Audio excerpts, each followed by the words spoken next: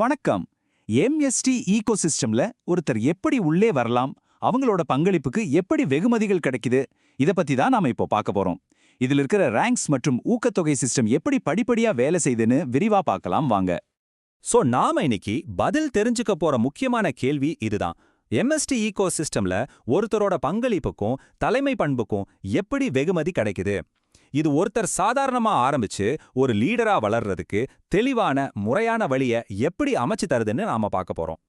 சரி வாங்க, நாம இப்போ இந்த பயணத்தோட முதல் படியிலிருந்து ஆரம்பிக்கலாம். அதுதான் வேலிடேட்டர். அப்போ இந்த வேலிடேட்டர்னா யாரு? ரொம்ப சிம்பிளா சொல்லணும்னா, எம்எஸ்டி பிளாக் செயின் ஈகோசிஸ்டம்ல நுழையிற முதல் நிலை பங்கேற்பாளர் தான் வேலிடேட்டர். ஒரு ஃபிராக்ஷன் வாங்குறது மூலமா நீங்க இந்த சிஸ்டம்ல முதலடியா எடுத்து வைக்க முடியும். ஒரு ஃப்ராக்ஷனுக்கான நுழைவு மதிப்பு 1735 ரூபா. இதுதான் நீங்க ஒரு வேலிடேட்டரா உள்ள வர்றதுக்கான ஆரம்ப புள்ளி. ஒரு வேலிடேட்டரா நீங்க ப்ராசஸ் பண்ற தகுதியான பரிவர்த்தனைகள்ல இருந்து உங்களுக்கு 5% ஊக்கத்தொகை கிடைக்கும். இதுதான் அடிப்படை ஊக்கத்தொகை. சரி, இந்த நெட்வொர்க் எப்படி வளர வாய்ப்பு இருக்குன்னு புரிஞ்சுக்கிறதுக்காக ஒரு சின்ன உதாரணத்தை பார்க்கலாம். இது முழுக்க முழுக்க ஒரு கற்பனையான கணக்கு தான், ஒரு விளக்கத்துக்காக மட்டுமே. ஒரு வேலிடேட்டர் இன்னும் சிலரை கொண்டு வரும்போது இந்த நெட்வொர்க் எப்படி வேகமா பெருகும்னு இது காட்டுது. மறுபடியும் சொல்றேன், இது ஒரு கணிப்போ இல்ல உத்தரவாதமோ கிடையாது. இது வெறும் ஒரு உதாரணம் தான். வேலிடேட்டருங்கிறது வெறும் ஆரம்பம் தான். இதுக்கு அடுத்த கட்டத்துக்கு எப்படி முன்னேறதுன்னு பார்க்கலாம் வாங்க. முதல் ரேங்க் ஸ்பார்டன்ஸ். இந்த ரேங்கை அடைய என்ன தகுதி வேணும்னா, உங்களுக்கு கீழே 20 ஆக்டிவ் வாங்குபவர்கள் இருக்கணும். அப்புறம் ஒட்டுமொத்த விற்பனை 1,00,000 ரூபாய் இருந்திருக்கணும். இதுக்கு என்ன ஊக்கத்தொகை கிடைக்கும்? உங்க தனிப்பட்ட ஊக்கத்தொகை 10% உயரும். கூடவே 5% சமூக ஊக்கத்தொகையும் கிடைக்கும். அடுத்தது ஸ்பைடர் ரேங்க். இங்கே தான் தலைமை பண்புக்கு முக்கியத்துவம் வருது. நீங்க உங்களோட 2 தனித்தனி லைன்கள்ல 2 ஸ்பாடன்ஸை உருவாக்கணும். ஒட்டுமொத்த விற்பனை 5,00,000 ரூபாயை தொடும்போது உங்க தனிப்பட்ட ஊக்கத்தொகை 15% அதிகரிக்குது. சமூக ஊக்கத்தொகை வழக்கம் போல 5% கிடைக்கும். அதுக்கு அடுத்த ரேங்க் அவெஞ்சர்ஸ். இங்கேயும் அதே மாதிரி தான். 2 தனித்தனி லைன்கள்ல 2 ஸ்பைடர் ரேங்க் லீடர்ஸை நீங்க உருவாக்கணும். ஒட்டுமொத்த விற்பனை 15 லட்சத்தை எட்டணும். இந்த இடத்துல உங்க தனிப்பட்ட ஊக்கத்தொகை 20% உயருது. சமூக ஊக்கத்தொகை 5% தொடர்ந்து கிடைக்கும்.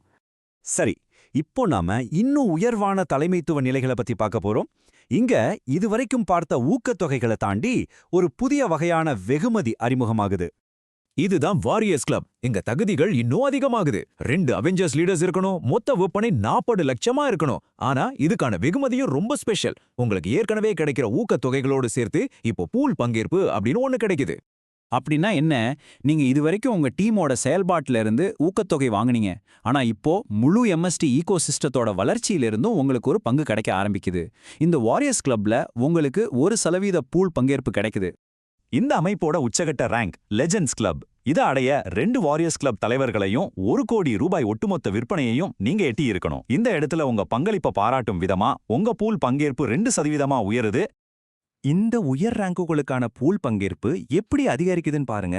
வாரியர்ஸ் கிளப்புக்கு 1%, லெஜெண்ட்ஸ் கிளப்புக்கு 2%.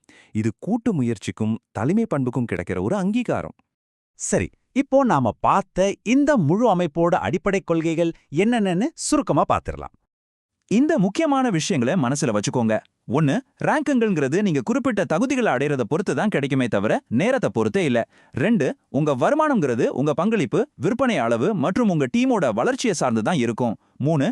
நீங்க உயர் ரேங்குகளை அடையும் போது உங்களுக்கு கூடுதல் ஊக்கத்தொகைகள் கிடைக்கும். கடைசியா ரொம்ப முக்கியமான விஷயம், எந்த ஒரு ரேங்க்லயும் நிலையான அல்லது உத்தரவாதமான வருமானம்னு எதுவும் கிடையாது. சுருக்கமா சொல்லணும்னா, எம்எஸ்டி ஈகோசிஸ்டம் ஒருத்தரோட பங்களிப்புக்கும் தலைமை பண்புக்கும் அவங்களுடைய செயல்திறன் அடிப்படையிலான ரேங்க் சிஸ்டம் மூலமா வெகுமதி அளிக்குது. இதுல எந்த ஊக்கத்தொகையுமே உத்தரவாதம் அளிக்கப்பட்டது கிடையாது. எல்லாமே உங்களோட செயல்பாட்டை பொறுத்தது தான். இறுதியா இந்த பொறுப்பு துறப்பை கவனமா பார்த்துக்கோங்க. நாம இந்த விளக்கத்துல பார்த்த எல்லா உதாரணங்களும் எண்களும் கணக்குகளும் இந்த அமைப்பை உங்களுக்கு புரிய வைக்கிறதுக்காக மட்டுமே. இது எந்த விதத்திலையும் ஒரு வருமானத்துக்கான உத்தரவாதம் கிடையாது. வேலிடேட்டரா பங்கேற்கிறது ஒரு வேலை வாய்ப்பும் கிடையாது. இதுக்கு சம்பளமும் கிடையாது. இதுல கிடைக்கிற வருமானம் ஒரு வேலை கிடைச்சா அது ஒவ்வொருத்தரோட தனிப்பட்ட முயற்சி, சந்தை நிலவரம் மற்றும் பல விஷயங்களை பொறுத்து தான் அமையும். அதனால நீங்க எந்த முடிவெடுத்தாலும் முழுமையா ஆராய்ந்து நீங்களே சுயமா முடிவெடுக்க வேண்டியது ரொம்ப அவசியம்.